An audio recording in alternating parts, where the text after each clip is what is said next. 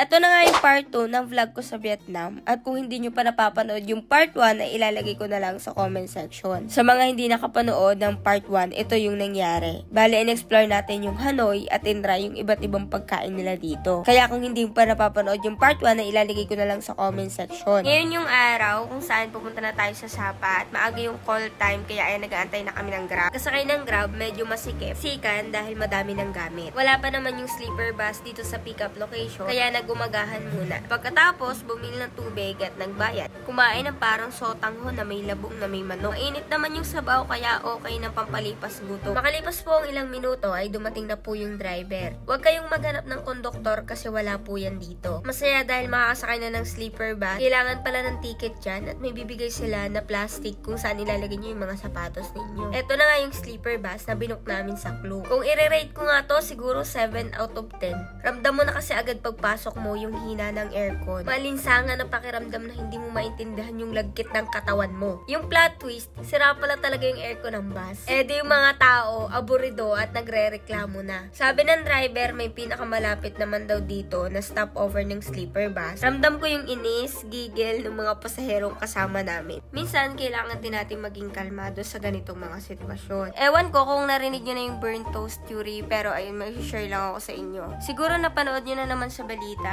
yung 62 yung namatay sa plane crash sa Brazil. Tapos may mga pasahero na late doon sa mismong flight nila. Sa kadahilan ng maling gate yung napasukan nila, at nung pumunta mismo sila sa gate kung saan nandun yung eroplano na sasakyan nila, hindi na sila pinapasok kasi overbook na daw. Pero hindi nila alam na yung pagka-late nila na hindi sila pinapasok, na may aberya, yun yung magsasalba sa buhay nila. Isa yun sa halimbawa na tinatawag na burnt toast theory.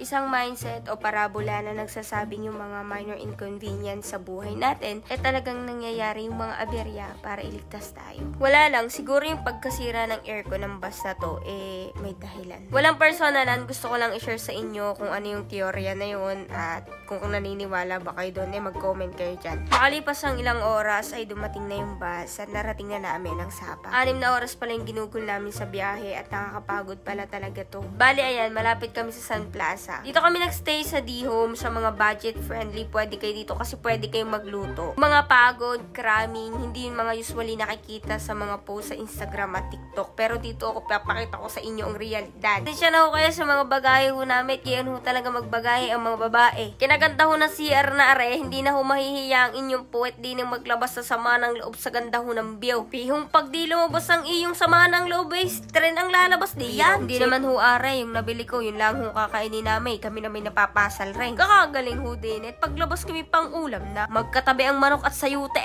Tinola! Tinola everywhere! Tinola sayute. Perfect combination. Tinola sayote at is better with papaya. Uunahin ho nating magpicture bago ang paglamon. Where you from? We're from Philippines. Tomorrow where you going? Katkat Village. My name Fu. My name is Pok Wang. Pok Wang. Call me Pok Wang. I don't know understand. I'm Petra. How are you? We're 30. No. 50. No, I see you 20 and 19. I see you very young.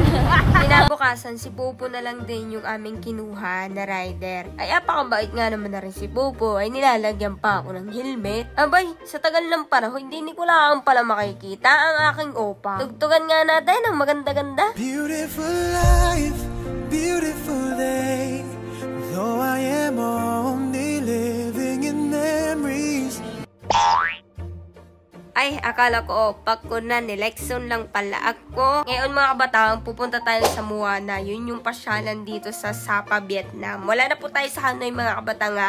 Nasa Sapa na tayo. Yung helmet sa kanila, parang hindi ka mabubuhay.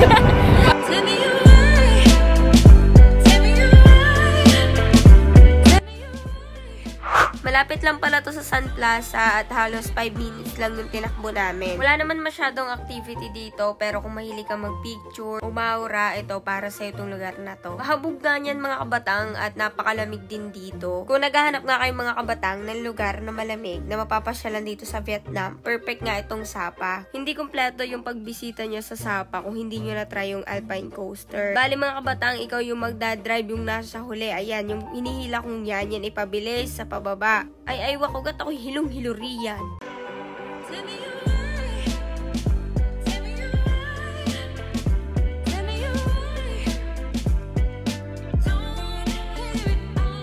Dito naman tayo mga kabataan sa Katkat Village at dito naman tayo lilibot. Eto nga mga kabataan, gusto kong bilhan si Burdang ina. Ayan yung tsinelas dahil mahilig ang inay sa gayaan. Ay kaso'y sobrang mahal, gawa nga naman nagawa sa balat ng buaya. Pero kung titingnan ninyo, ay ari matibay pa sa matibay. Meron din hong lagay na susi. Ay di gawa rin ho sa balat ng buaya. Ay di matitibay naman. Pati ho yung mga leather na ginamit ho nila diyan ay talagang matibay. Dahil nga mahilig ako mag-explore ng mga kultura ng mga tao.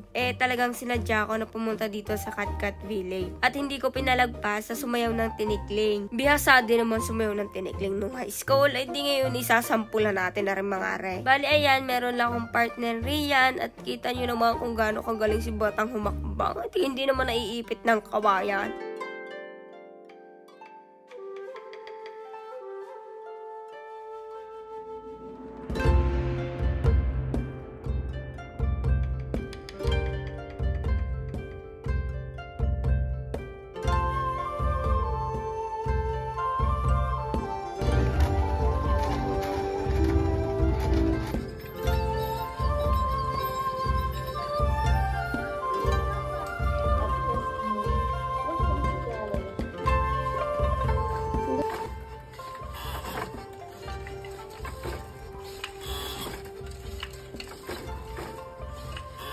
Umaga na ngayon mga kabatang at ngayon ay pupunta tayo sa Sun Plaza. Pero bago ang lahat, hindi makumpleto yung umaga natin pag hindi natin napanood yung pagdaan ng train. Bali yung view na to mga kabatang, matatanaw mo yan mula sa bintana na ini-stay namin dito. Bali ayun mga kabatang, dito kayo bibili ng ticket sa Sun Plaza papuntang Fancy Pan. Sabi nga nung mga Pinay dito na nakasalubong namin, mas okay daw na hindi muna kami bumili ng ticket papuntang Summit. Kaya yung binili naming ticket dito, yung first stop lang muna. Buti nga mga kabatang na hindi kami nakabili ng ticket sa Klook. Dahil kung nagkataon, yung bibili natin doon, yung Fancy Pan hanggang Summit na yon.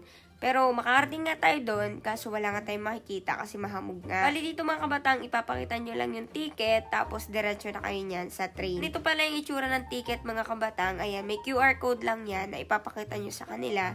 Tapos, ayan, makakapasok na kayo. Ayan, nandito na tayo sa loob at medyo madami na ding tao, kaya tayuan na lang muna tayo. Saglit lang naman to mga kabatang, kaya carry lang naman. Bali, nandito na tayo mga kabatang sa station, papunta sa sakayan sa cable car. Butterfly Garden at tatawag dito, pero ayun, ililibot ko muna kayo bago tayo sumakay ng cable car. Kung mahilig ka mga kabatang sa halaman, ay malamang sa malamang may enjoy mo talaga din eh. Yung mga palaking bulaklak, maliit, ay meron ho din at iba't ibang kulay ho ng rosas. Pinag-aamuhin ko nga ho yung mga rosas din eh. Ayos naman. Pare-pareho naman ang amoy kasing amoy nung nasa Pinas. Pero ito kinaganda sa halaman nila mga kabatang kasi sobrang laki. Tapos, ayun, sobrang kukulay talaga. Pansin ko rin na napakarami ditong bubuyog, insekto. Kaya kung takot kayo sa bubuyog, ay wag naman kayo matakot. At yun naman nangingisod lang ng kaunti. Kita niyo yung langit.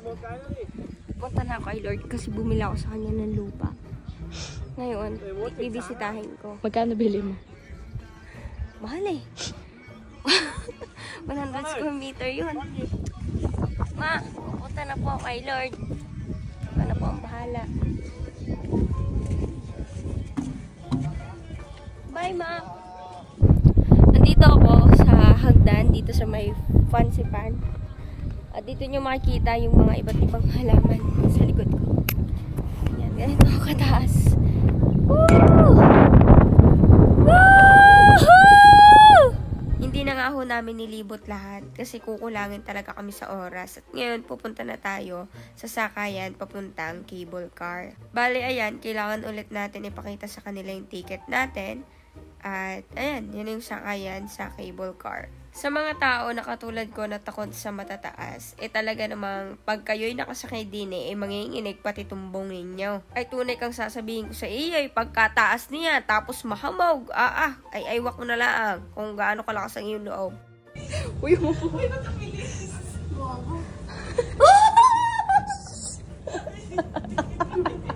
Ayan mga kabatang, yung nakikita nyong yan, dyan tayo nakasakay at ganyang kabilis ang sinasakyan natin. Andito na tayo sa taas mga kabatang at kailangan natin mag-raincoat kasi nga naulan tapos malamig at mahamog. Mga kabatang, hindi pa tayong summit at hindi nga tayo pumunta doon kasi nga ganito yung panahon. Sino ba kasi nakaisip ng travel na to? Kung natutulog tayo sa bahay sa Pilipinas, hindi tayo nabinabag ng ganito.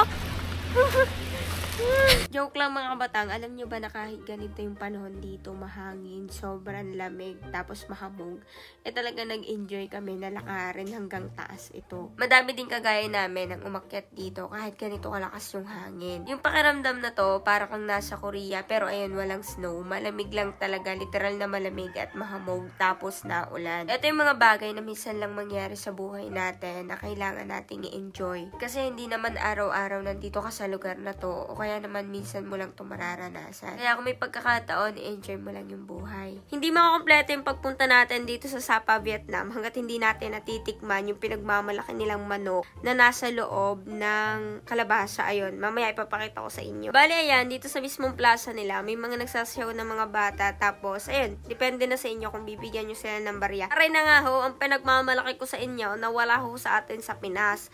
Aray hong nakalagay din sa kalabasang aray ay tunay na manok ho na kulay itim. Hindi ko ho alam kung ayam si Manny ho yun. Speaking of ayam si Manny, yung vlog ko ho na latest ay tinanggal ho ng FB at ngayon ho ay kasalukuyan tayong may doon, violation. Kaya kung ari ho napanood ninyo ay inako mga kabatang i-like and share ninyo ang vlog ko at talaga namang tayo na violation. Ayan yung mga recipe dito. Pinapakita nga ay may mga herbs, beans, tagalabasa, manok na itim. Tapos ayan, yung makikita yung kulay pula mga kabatang, dates yan. Lahat ng parts ng manok dito, maliban sa lamang loob, ay makikita nyo dito. Tama-tama yung lasa ng kalabasa, yung sabaw, malapot, tapos samahan nyo ng manok, ganon. Hindi ko alam, pero nung natikman ko to, nagustuhan ko talaga yung lasa niya. Perfect nga to ay ulam sa kanin, at ayan, tinikman ko na rin yung mismong kalabasa. At ayun, sobrang lapot ng sabaw at sobrang sarap talaga nito mga kabatang. Pagkatapos nga namin kumain mga kabatang, ayan, lumibot muna kami dito sa mismong palengke nila. Basta sobrang ilaw ng Vietnam, yun lang yung napansin ko dito. Ang daming signage na ilaw. Ay dahil nga ho, ilang araw na ho tayong palakar-lakar at palibot-libot, ay di kami muna'y nagpahilot ng paa. Pagkagarnag akong nagkakaedad na dinasakit din ho mga kasukasuan. Arehong mga ating ay inakaw, sa galing naman ho maghilot. Yun nga lang ho, ay talagang ang kukaw ay matitilaws. Ay pero daig ang lula mo sa paghihilot, ay sa gagaling naman maghilot ng mga aray, ay tanggalay ang sakit sa kasukasuan. Kasukasuan kay binti yan. Tumaan na lang din kami dito mga kabatang sa night market nila at yan, tinry ko lang yan. Bale, wala naman ako nakuha dyan. Meron ata, hindi ko matandaan. Tapos ayan yung mga karne nila, yan yung mga smoke na mga karne. May pre-taste dyan, tinikman ko, masarap nga mga kabatang yan. Nginalot ko na, masarap. Yung lasa niya, parang, ano ba tawag dito, premium na karne, ganun. Ganun, malasang malasa. Ito nga, 100,000 VND lang siya. So, nasa 200 plus lang to mga kabatang. Tapos, ang gaganda ng mga itak dito. Puwera bate, Diyos ko puro de mga kabatang. Ari, magandang panggal tsaka karne. Kung ari lang ho ay pwede sa airport, ako ay nakabili na ng mga 10 karne. At ari naman ho mga barbecue sa kanila, mga gayaan. Tapos nakita nga ho ko din ng manok na itim. Ayan, pwede din kayong bumili ng karne. Pasensya na ho kayo sa aso namin, maingay talaga ari. Tsaka nga ho na nagbibideo sa akin din dahil ayan ho, lahat ho ng mga pagkain ho riyan ay halos ay tinikman ko. Tapos ito mga kabatang, iba't ibang klaseng candy yan, nagawa sa prutas na matamis, ganon. After nga yan mga kabatang, umuwi na din kami at ayan, si Fufu pa rin yung driver namin. Bale, sabi ko nga kay Fufu, daan lang ako sa bilihan ng mangga kasi mga kabatang yung mangga dito, sobrang sarap. Tama lang yung asim niya, tapos hindi siya ganun kaasim. Bale, yan, ganyan siya kalalaki pag binili mo. Meron din kaming binili na sobrang hinog na at ayun yung sausawa namin. If kailangan nyo pala ng asin mga kabatang, ito yung re-recommend ko sa inyo na asin na may mga herbs. Talagang masarap tong sausawa ng mangga. At kita-kita nyo naman na madami na akong binili at hanggang ngayon ay sausawan ko pa rin yan ng mangga dito sa Pinas. Baby girl, we're flying high, we're flying